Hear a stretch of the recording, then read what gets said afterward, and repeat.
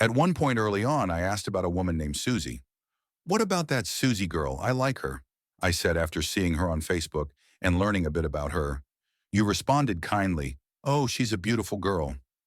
Afterward, we began asking Jonathan more questions, trying to learn more, especially since I wasn't that familiar with how Facebook worked. But Jonathan, though polite, wasn't very forthcoming with his answers. That moment has stayed with me.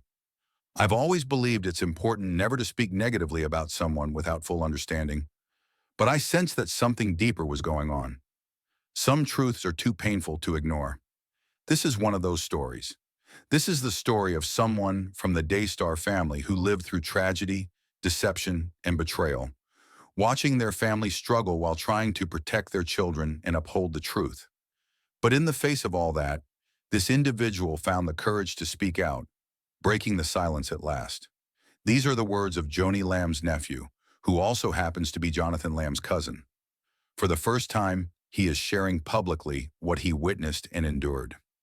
If you've followed the ongoing controversies involving Jonathan and Susie Lamb, you'll know that troubling allegations and internal conflicts have emerged. While many have remained silent, one young man could no longer stay quiet. What follows is a heartfelt and deeply emotional letter, full of honesty, sorrow, and truth. It reflects a personal journey through pain, disillusionment, and the pursuit of justice. The letter was written by a former Daystar Medical Group employee who witnessed the events up close. He was not just an assistant, he was intimately connected to the people and the pain that followed. Julie Roys even referenced his work in her investigative report. What's chilling is that concerns were raised about one chiropractor's disturbing behavior, but they were ignored. People noticed red flags, serious ones, and voiced their worries. Yet nothing was done. The person in charge, Joni Lamb, allegedly received these reports and downplayed them. Even more tragic is that the chiropractor's behavior was problematic long before the reported mistreatment of Jonathan and Susie's daughter, young Susie. People tried to intervene. There were chances to ask questions, to investigate, but instead what followed was silence, evasion, and immense suffering. This same family member and his wife were also going through private trauma. In the letter, he describes how someone in the family began acting strangely, fixating on diaper changing in an unsettling way, and it left them fearful and confused. Instead of support, they were controlled. Joni allegedly used her authority to suppress dissent, threaten their jobs, and manipulate events. The letter portrays a form of leadership driven not by grace and humility, but by fear and domination. Unfortunately, these accounts echo what Jonathan and Susie Lamb themselves have claimed. Daystar has long claimed to stand for Christian values, faith, hope, compassion. But what happens when those very ideals are turned upside down? When those who suffer cry out and no one listens? As it says in Luke 8:17, there is nothing hidden that will not be disclosed, and nothing concealed that will not be brought to light. No matter how uncomfortable or costly the truth may be, it will come out. This statement, and the letter you're about to hear, is part of that journey toward truth. Before I continue, I want to take a moment to recognize Laura Tyler Thompson. During this incredibly difficult time, she has shown tremendous support to Jonathan and Susie. She has used her voice, her platform, and her compassion to stand beside a family devastated by betrayal. This letter was sent to her and later discussed on her program. If you haven't followed her work before, I urge you to do so. Few are as bold in the pursuit of justice as she is. As we proceed, I ask you to open your heart and mind. This story is hard to hear. You may feel shaken or confused, but don't look away. Ignoring this story only empowers the perpetrators. Jesus stood with the broken, the rejected, the voiceless. Proverbs 31:8-9 commands us to speak up for those who cannot speak for themselves. Defend the rights of the poor and needy. That's what this letter does. It speaks up, it brings light into darkness, and it calls the church to stand where it must, beside those who have been hurt. The author of the letter shares his firsthand experience working at Daystar from 2015 until the spring of 2021. In the green room, he saw the chiropractor treating family members and staff. Joni told him it was routine for the chiropractor's wife to be present when he worked on young women, which at first seemed appropriate. He himself was present during his own wife's appointments, until the chiropractor began making inappropriate comments about her body during pregnancy. Then came a disturbing text. The chiropractor offered to pay for their dinner and invited them to go swimming at his house, telling him that his wife should bring her bikini. Anxious and afraid, the couple informed Joni. This happened before the allegations concerning Susie Lamb's daughter emerged. In addition, the author worked under Rachel in the marketing department for nearly a year. While some colleagues were supportive, Rachel created a toxic, high-pressure environment. She even humiliated one of the author's relatives in front of others. When he and his wife raised these issues with Joni, they were silenced and accused of being too critical. Eventually, the stress became overwhelming. He resigned and returned to school, earning his master's degree while working part-time at another ministry. Later, he applied for a position in Daystar's prayer department, which is typically reserved for new hires. To his surprise, Joni, Jonathan, and Susie's father, Jai, were all present at his job interview. That seemed unusual, especially for a position like this. During the interview, Joni dismissed the others and spoke to him alone, telling him, "The Lord loves a heart willing to be taught. I see that in Susie, and I want that for you too." She told him he would be monitored for 3 months and that she wanted him to engage with Rachel's social media posts. There was a time when I interacted with Rachel's social media, liking a post and commenting, without fully understanding the implications. Joni later texted me, explaining that Rachel had asked if I had discussed this beforehand. Despite Sharon assuring Rachel that Joni and I had already addressed the matter, I realized my actions were inappropriate. Even in my confusion, I tried to show kindness to Joni, believing that as a church leader, she understood what God values, especially kindness and honesty. During that season, my wife and I decided to distance ourselves from a certain family member, not Pete, due to behavior that made us deeply uncomfortable, particularly around our unborn child.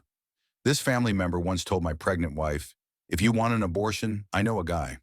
On another occasion, they joked about torture with piranhas. These were not isolated incidents. Repeatedly, they entered our private space uninvited, during diaper changes, late-night movies, or quiet time. Once, while my wife was changing our baby's diaper in a private room, this relative followed her into our bedroom. My wife asked them to leave. They refused. It wasn't the first time, and it wouldn't be the last. Eventually, we made the hard decision to limit contact with this individual for our child's safety. But this led to significant backlash. Joni began pressuring us, saying we were causing division in the family. She insisted on private meetings, often pulling me away from my accounting duties at Daystar. What started as pastoral concern soon revealed itself as manipulation. Joni repeatedly told me that my wife was the root of all our problems and suggested that I was being controlled. She compared me to other male relatives who knew how to lead their wives.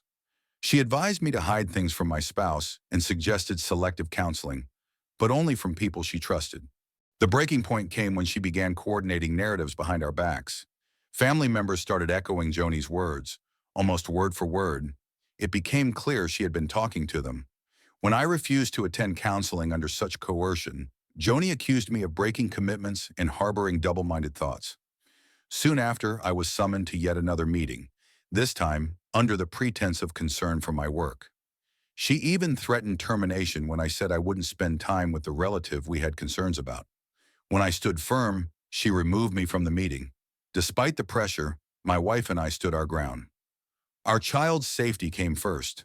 Our refusal to participate in family events in Texas during those final months at Daystar only made things worse. But we prayed constantly, asking God to search our hearts. We wanted to do what was right, not what was easy or popular. Eventually, I lost my job, but with that loss came a sense of freedom. We left Dallas with heavy hearts and no job, placing our trust in God. For months, we remained silent. We forgave. We tried to heal. But then we heard about the heartbreaking abuse suffered by Jonathan and Susie's daughter. And suddenly, our silence felt like complicity. That's why this letter exists. This isn't a tale of revenge. It's a testimony of conviction. It's a call to protect children, pursue truth, and confront spiritual abuse. The patterns are painfully familiar, beginning with Joni, now continuing with Rachel. For years, many have whispered about the power dynamics at Daystar. This letter confirms what they feared. Maintaining appearances has taken precedence over the well-being of individuals. Spiritual abuse is real. It happens when leaders manipulate, intimidate, or spiritually gaslight others under the guise of God's will. It's not just wrong, it's evil. Jesus himself warned us, watch out for false prophets. They come to you in sheep's clothing, but inwardly they are ferocious wolves. Matthew 7:15. Some may ask, how could this happen at a Christian organization? The answer is simple. Corruption is no respecter of labels. Churches, ministries, and families are not immune. Ephesians 5:11 calls us to have nothing to do with the fruitless deeds of darkness, but rather expose them. That's what we're doing. This letter is not about winning approval or stirring gossip. As Paul said in Galatians 1:10, am I now trying to win the approval of men or of God? If I were still trying to please men, I would not be a servant of Christ. To those who feel alone, silenced, or ashamed, we see you. You're not alone. To Jonathan and Susie, we honor your courage. You stood up when it mattered. You protected your child. You spoke the truth. And to anyone reading this who feels convicted, grieved, or awakened, speak. Share your story. Help us uncover the truth and protect the innocent. Let this letter be a wake-up call not only for Daystar, but for all ministries that have traded servant leadership for control and coercion. Please join the conversation. Comment below, share your story. Let's build a community that values honesty, transparency, and healing. If this message has touched you or opened your eyes, please like this video, subscribe to our channel, and click the notification bell so you'll stay informed as more truths emerge. Above all, pray. Pray for healing for the wounded. Pray for the restoration of what's been broken. Pray that God would intervene, because only He can bring true justice and peace. You matter. Your voice matters. The truth matters.